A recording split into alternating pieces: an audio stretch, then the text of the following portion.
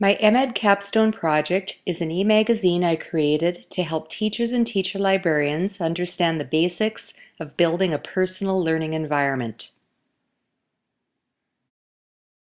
As the preface explains, it's a relatively new term in the literature that represents a distinct approach to student learning and teaching since the mid-2000s. Why? Education is entering another period of radical discontinuity due to the global explosion of Web 2.0 and changes in curriculum such as those impending in British Columbia. I talk about those changes in the editorial preface to the e-magazine. This e-magazine provides an introduction to the PLE, including terminology and lessons from peer-reviewed literature. But the main emphasis is upon a pilot project in grades 9 to 12 student leadership and upon the leadership roles of the teacher librarian in this pilot.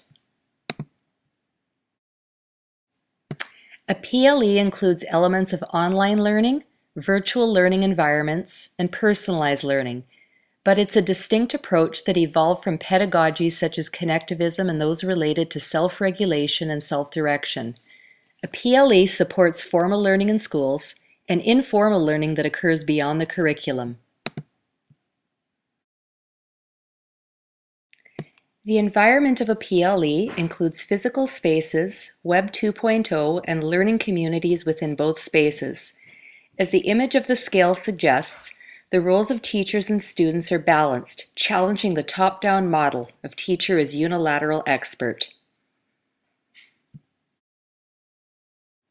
If you're confused by all the terminology, it's worth skimming the PLE glossary. And if you're wondering about the pros and cons of a PLE, the next page describes these, based on my readings of many peer-reviewed journal articles.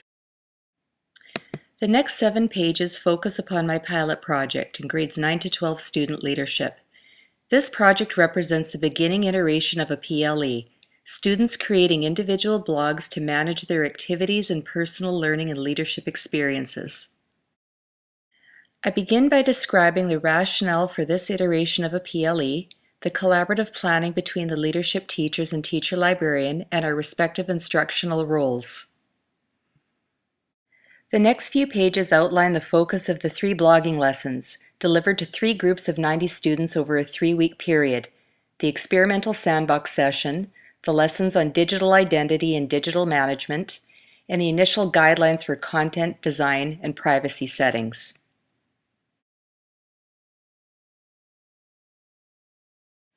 Following the lesson descriptions, I include personal reflections on the PLE pilot and future possible directions for a PLE in student leadership, public group blogs, or another form of PLEs beyond blogs. The final section of the e-magazine outlines the processes by which teacher librarians can establish a blueprint for building a PLE. This blueprint requires 3 actions: building a culture of inquiry, building a professional PLE, and building ongoing relationships with classes. I built a model for teacher librarian leadership that illustrates the roles and challenges of implementing a PLE in a K-12 school setting. A Rubik's Cube is an apt metaphor because the sides and colors capture the numerous variables that exist among learners, teachers, and within the technological and social learning environment.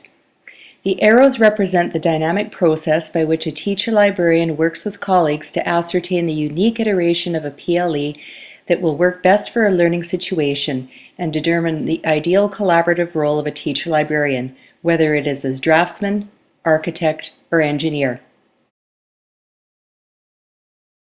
Regardless of roles, a PLE requires a collaborative approach between teachers and teacher librarians.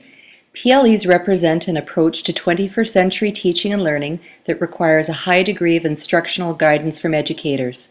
Although PLEs are built upon personal goals, students will need numerous supports towards self-directing and self-directing their learning, and in applying a range of critical information literacies.